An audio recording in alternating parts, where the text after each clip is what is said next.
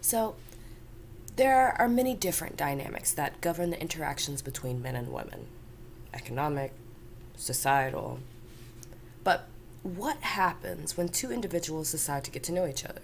I mean, can they really know each other? And more importantly, what have we learned so far? Um, well, there's plenty of information that presents men and women in various lights. And depending on who you might ask, you might get, 20 different answers. But in my opinion, most guys do what women allow them to do in relationships. I think it's plain and simple. So let's say if a, guy cheats and a woman doesn't confront the man about it, um, or even worse, let's say they just turn a blind eye, then it gives them the signal that they have more value in this relationship. And I think that women who, prioritize a man who hurts her own self-interest is probably someone who shouldn't be in a relationship, at least according to me. I mean, maybe instead they could, develop a sense of self-worth, maybe through books or friends or family or videos, right? Something similar to that. But what about women who have self worth? They just maybe make bad decisions.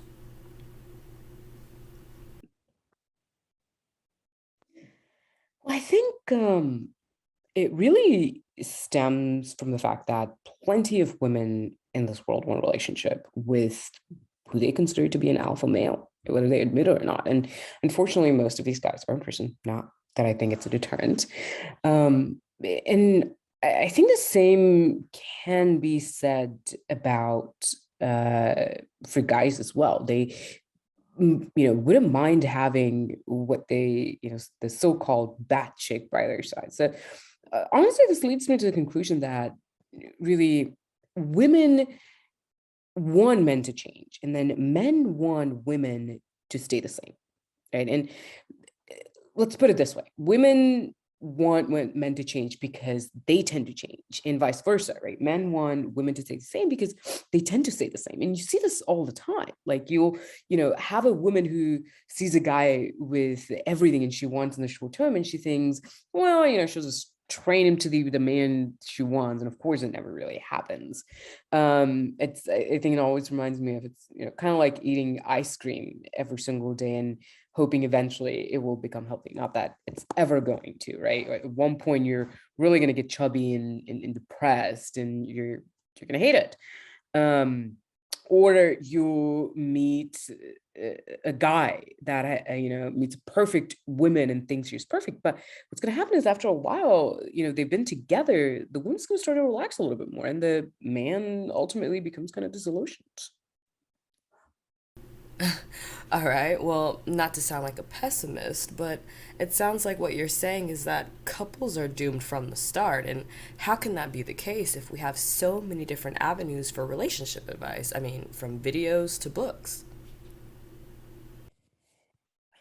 Well, I'm honestly still trying to wrap my head around all those videos on YouTube, that talk about how to get a man or a woman, but they don't really talk about how to keep one.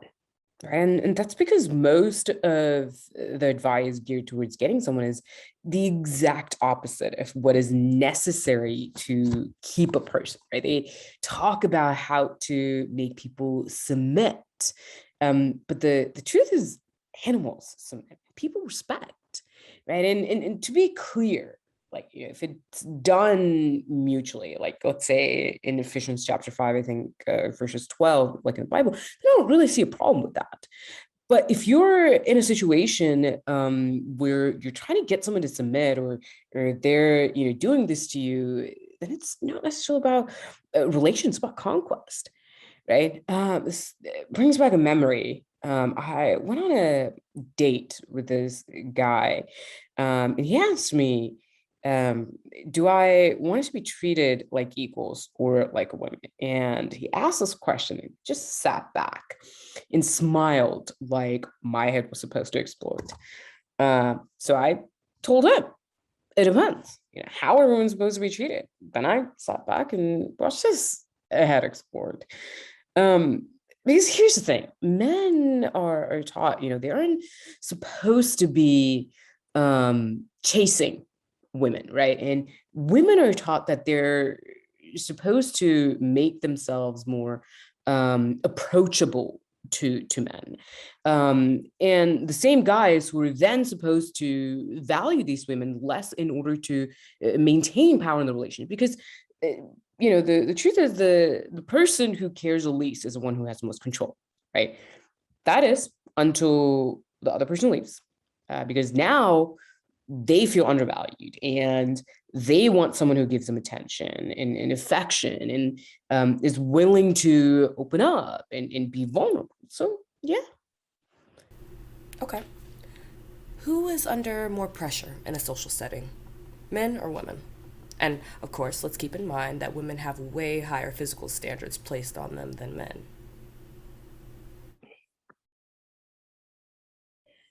I honestly think, a lot of the pressure women feel are self-imposed.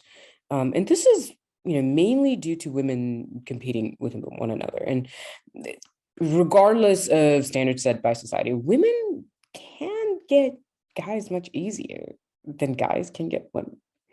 I mean, I think as long as, she's presentable, there's really always going to be someone out there willing to give her the time of the day. Like, she just have to have realistic standard. Now, let's say on a scale of 1 to 10, right? Women that are at least five, I think, are on a guy's radar, right? Especially when alcohol is involved. And starting from this point, I honestly do think women's self-confidence is inversely proportional to their physical attractiveness. That is, the more attractive she is, the less confident, and vice versa, which is why most guys go for sevens and eights, because they have both the looks and the confidence. So for all you nines and tens out there, act like a five and be happier, right? But just to be clear, beautiful women with no personality and nothing meaningful to say is, to me, like a bowl of wax fruit, right? I mean, look nice, but doesn't really provide any nourishment, which means the man that you are, with is only going to stick around until he finds someone who gives him real food for thought. Because here's the thing, may get a man by stimulating his body, but you'll get to keep him by stimulating his soul. And ladies view, think I'm lying. Just ask Miss Erica Badu. Okay. And that's all well and good, but what would you say to men who struggle in approaching or even talking to women? I mean, is there any hope, or should they just resign themselves to being alone?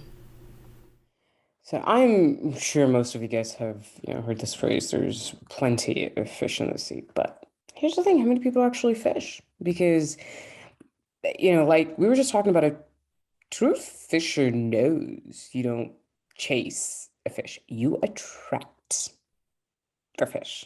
Right? I mean, you remain calm, you apply the proper bait, you let them approach, you have patience. But here's the thing, unfortunately, we have men out here either splashing around or fishing with no bait whatsoever and wondering why, they're what they're doing wrong. And the answer is pretty obvious. Work on yourself. Like, know what you want, know where you're going in life, right? And obviously develop a healthy dose of confidence, which, for those of who don't know, either consists of knowledge or experience, right? And having both makes them incredibly powerful. It's a powerful combination. But on the other hand, having neither, but still comes off, coming across as confident is, in my book, actually arrogance. And most of the time, it's a huge turnoff. Wow. Oh, wow. Okay, so that's fascinating. It seems like we have a game plan for how men and women should interact. But it seems like the next step would be keeping them together. Now, is that a fool's errand, especially with the way that relationships have evolved to something a bit more fluid these days? I mean, is that a good thing? Actually, I get a little discouraged sometimes when I hear people, opting to just live together instead of getting married, and they always use some excuses like, "Oh, why am I getting, why am I gonna pay money to get married and get divorced?" Well, I think the real question is, why are you already thinking about getting divorced, right? I mean, to me, it's just like any other major investments, right? Like, let's say buying a car or a house, and you don't already think about when you're going to sell it. I mean, especially, a lot of people, that keep their cars until their wheels fall off. But I think the fear behind marriage really comes from our modern culture, and I honestly believe it's sort of rooted in a misguided sense of freedom, right? The idea that we can do whatever we want as long as we're safe, which includes um, somehow moving seamlessly from one relationship to another. And then after 10 to 15 years of doing this, all of a sudden we are magically supposed to find the right person and commit and settle down, right? Even though truly committing goes against everything we've trained ourselves to do for all those years. Um, but marriage really, I think, comes this concept of prison for us, whereas I really think in other countries, it's seen much differently, right? Elsewhere, I think marriage is kind of viewed as a necessity or a necessary item to really strengthen and grow bonds with not only with your partner, but their families, and sometimes even an entire community. Okay. So what you're saying is that we shouldn't be apprehensive when it comes to settling down or tying the knot. If we change our perspective and think of it as something more to look forward to, that might be more helpful when it comes to relationships. Or am I completely getting it wrong? Um, I think fearing such commitment can be expected. Seeing as marriage requires both sides to put in a lot of effort. Um, think of marriages or really any other relationship, right? As sort of a job where you only get paid in stock options. The amount of time and energy you invest in directly determines the return on your investment. So, all you men out there, don't invest in low quality stocks. And ladies, don't run at the first sign that your stock is dropping, right? You might be the one to turn it all around. And as most options, most loyal employees have the best retirement fund, which is why marriage should be an option because it really removes that escape hatch many look for when things get tough in a relationship. And it really forces, I think, people to grow up and really be responsible.